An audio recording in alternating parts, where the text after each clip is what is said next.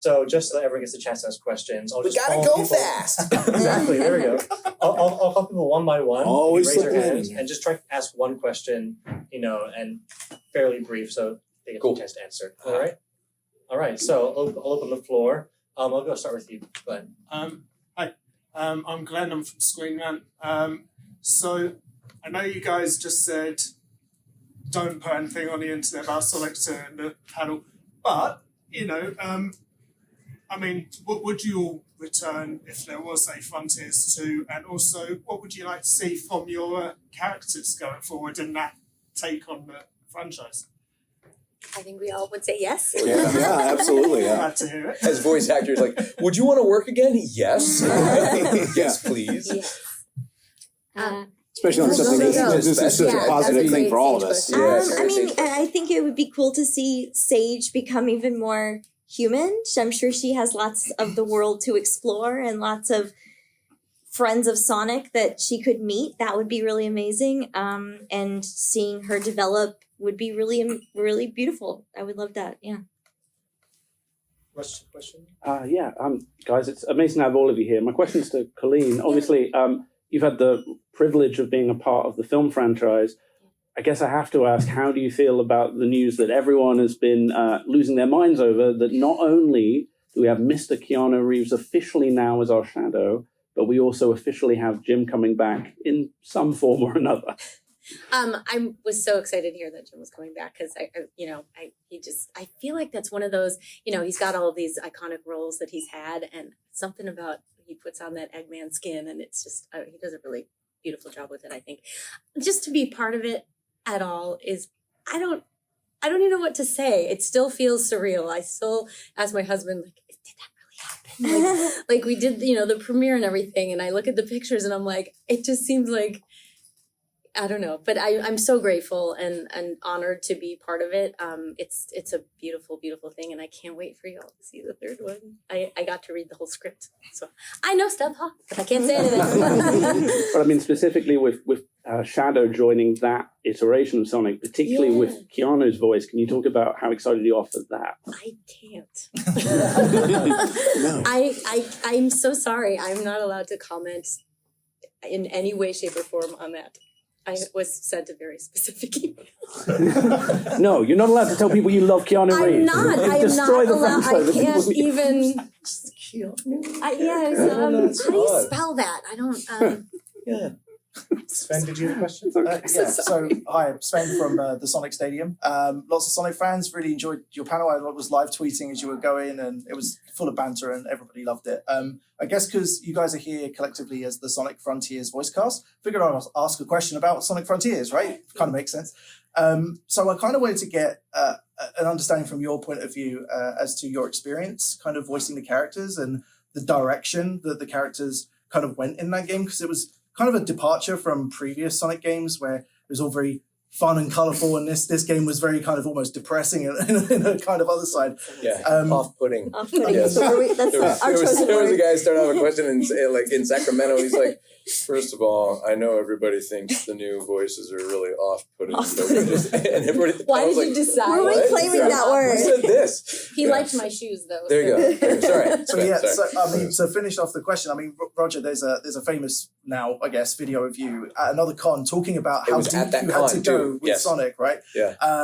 But I wanted to kind of get any more kind of perspective from your side on voicing Sonic for that game, and from the rest of the panel about how they kind of took on that role, and Ryan, yourself as well, like playing Sage, a new character in the Sonic series for the first time as well. So how you approach that character as well. So I'm kind of keen to get your thoughts on that.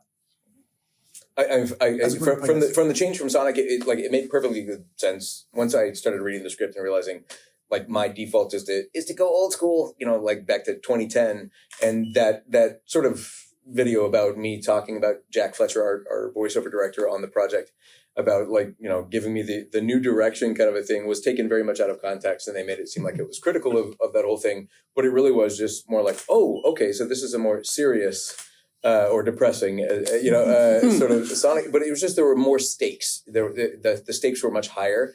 And as I thought about it, I thought, if you're gonna go with this, as your voice, it's a little too maybe broad and snarky and comical. And so it made perfectly good sense that they would have kind of shifted it. And kudos to Sega for even taking that risk, I think, because it was such a departure from what they had been doing since 2010. This was the biggest departure we've had from like a performance perspective, and I thought it worked so well. So it was not off-putting. Contrary to the rumors. Not at all. Eli, did you have a question? Yes, I'm Eli with Nugget Productions. I have a question for Roger. How did you find the change from going from like such a comical, witty character with Sonic to voicing someone like dark and gritty like Carl Crane from Dying Light? Oh gosh, it's the best part of what we do. It's what we live for. I think very often is just that it's one of the greatest things about my job is that I get to have those departures, and there's something very surreal about writing like gotta go fast, and then somebody else coming up and me saying, okay, now how do I assign something for Kyle Crane without using the F word? that sort of juxtaposition between all the different characters. It's the exciting part about what we get to do, as opposed to I think on camera actors where you're sort of married to your aesthetic very often, and that's what kind of dictates what role you might be taking on. We have just a theater of the mind. It's just the best thing to be able to like depart and do all these different characters. So I live for it. Connor, do you have a question? Yeah. Sonic Frontiers is the most open world Sonic game we've had to date. If you could have a Sonic game in any country, what country would it be? France. France. Yeah. Because Tails wants to fly to the top of the Eiffel Tower. I think that would be a really good skyline addition. Yes, I was also thinking France. Maybe Micronesia, just lots of islands. Oh, interesting. yeah. We're going. Oh, So yeah, I mean, kind of have an island thing for Knuckles. So maybe a place where there's a lot of islands. Fair. Okay. Well, then I'm going to go with Galapagos. Monaco. I mean, just for the Formula One aspect of like watching Sonic, Race cars. hit the chicanes in the perfect way. I would go with Monaco. Not technically a province, right? Is it not? What is that? I don't know. Principality. Principality. yeah. Thank you. Yes. So I'm getting an American. I know nothing about politics, geography, or exactly. Geometry is not my specialty. No, bad joke. No, I'd go Monaco because you got to go fast. Never misses a chance. Never. I mean, you got to plug. Ever. As a corporate shill. That's what I do. Hi, I'm Adam from Nintendo Players UK. So what we wanted to ask you is what made you want to get into voice acting in the first place, and what was your first voice acting role that you remember? So I was doing musical theater at the University of Michigan, and I wasn't going to go on to do musical theater because I was burnt out, whatever. But I also didn't want to do more school because I was doing 2 majors, wasn't sure. But I always just did voices. Somebody overheard me doing one, and they came up and they're like, "Was that you?" And I'm like, "Sorry." And they said, "No, you need to do voiceover." And as soon as they said that, I went, that's somebody's job. Like, yeah. So that was it for me. That was my first, like, I have to do this. And I moved to Los Angeles and even bugged people until they let me do it. And my very first paying job was a reporter Barbie book where you hit the button. It was Skipper. It's fun to be a reporter. It's fun to be a reporter. It's fun to be. That was my very first official voiceover job. Ryan. Okay, so what got me into why I wanted to do voiceover is I love the freedom. I like that you can be, I can be little boys and women and old grandmothers. It's like the range is just, you can be anything. You can be creatures, sea turtles, unicorns, and I like the fantasy element, getting to play in different worlds or different planets. Like it's just limitless. There's and I always really loved cartoons as a kid. Who didn't? But and then my first, I guess, role, like voiceover job that I remember, I have been doing voiceover since I was a kid. So I started on Radio Disney. They use real kids. I don't know if you guys have Radio Disney out here, actually, but we have in America. We have a radio station for when I was little. It was like Jonas Brothers and Cheetah Girls and stuff like that for kids. And they use real children to do their promos, and they're on air all of the different stations throughout the country. And we had a big office in Dallas, which is where I'm from.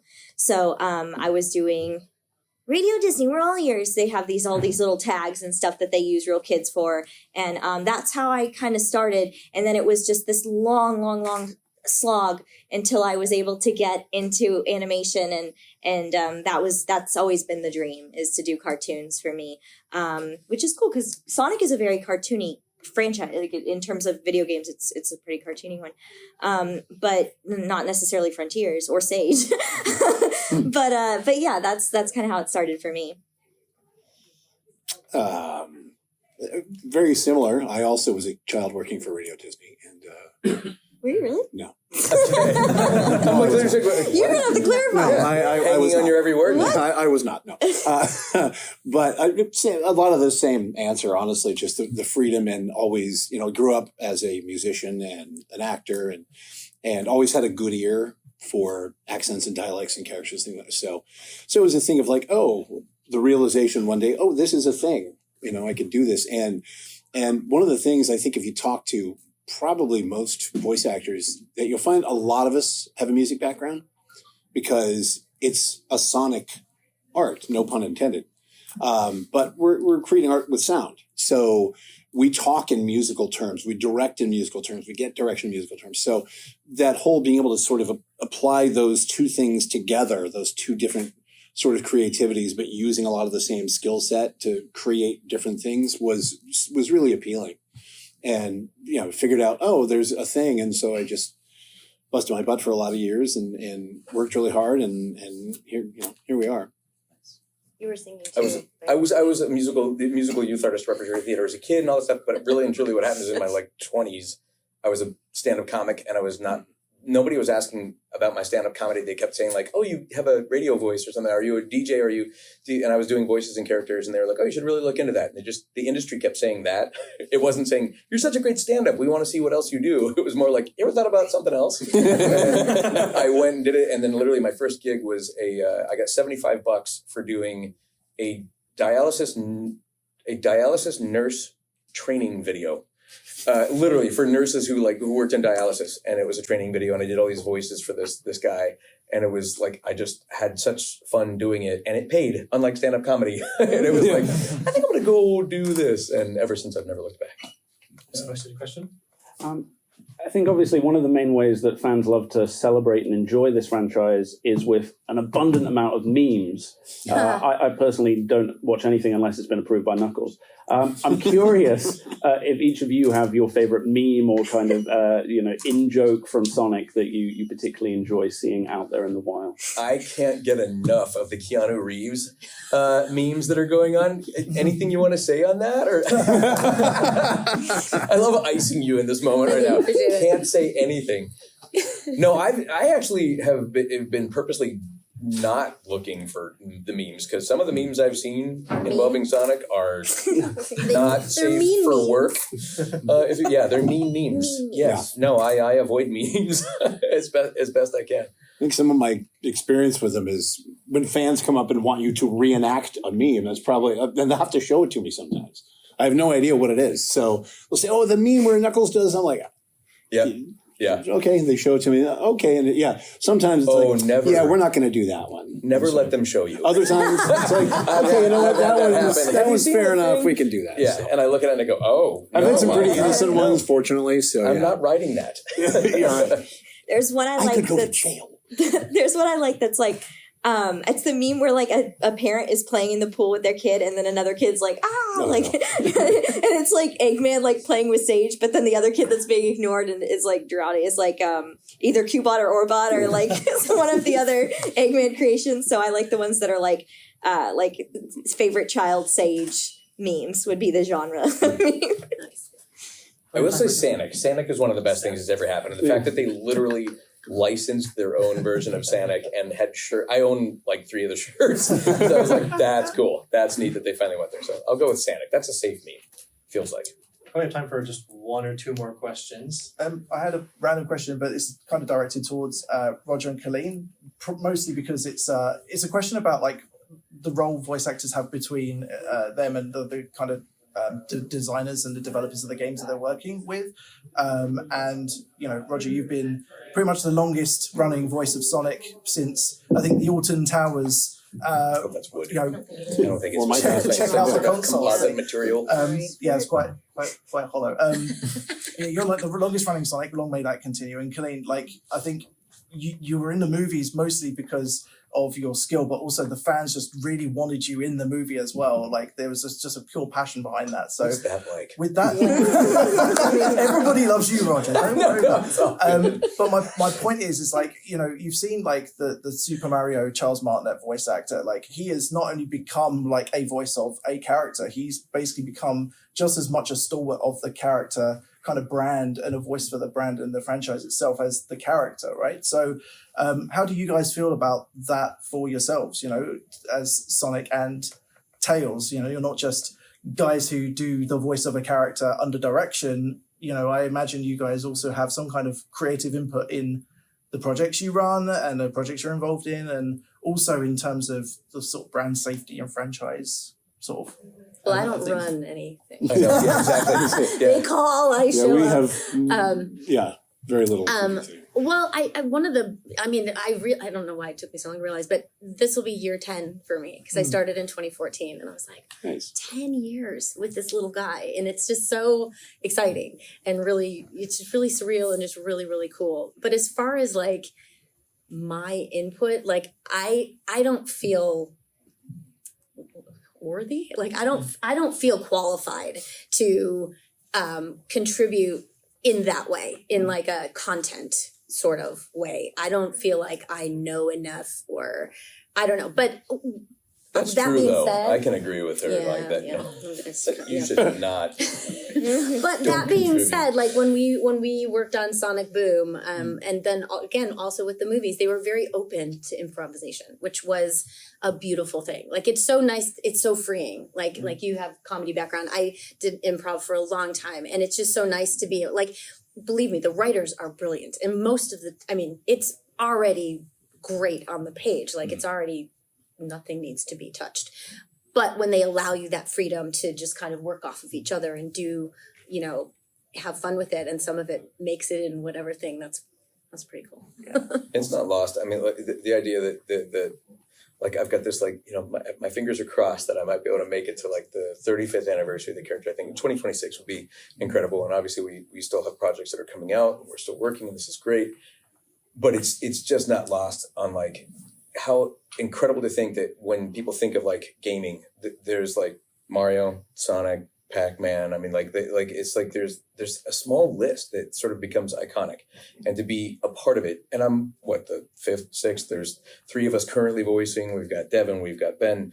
It's incredible to be a part of something so massive that has such global sort of recognition and impact, and it's amazing. And it's at events like this where you get to realize, and you have people who share their stories with you, where they go like, this character means so much to me because when I was little, I was going through a rough time, and this was my release, or this was my escape, or that kind of thing. So it's surreal. It's and it's an interesting thing to kind of like dance around that, where you're like, on one level you're sort of a human being who's trying to navigate your own little life, and then you get to be a part of this thing that represents something to so many people. It's just, it's incredible. To say it's an honor is like, it just doesn't do it justice. You need a different word, a better word than that, because it really is like, it's like just to even be a small part of this franchise that is just so huge. And who knew? I mean, Blue Hedgehog. I know, and that's the other thing too. You're like, well, why? I'm a grown man who voices a talking blue hedgehog, and it means a lot to people somewhere. And you've got like other adults like your age going, really? You call that work? It's like, no, it actually means something to people. It's like people line up to meet you. Like, why? Like, because of this thing that we get to be a part of. And it's unreal. That's beautiful. Thank you. On that note, I think you guys have to wrap it up. Oh, unfortunately. Gotta go Thank fast. you so much for everything. Thank you, everybody. Thank you. Thanks, guys. Thank you.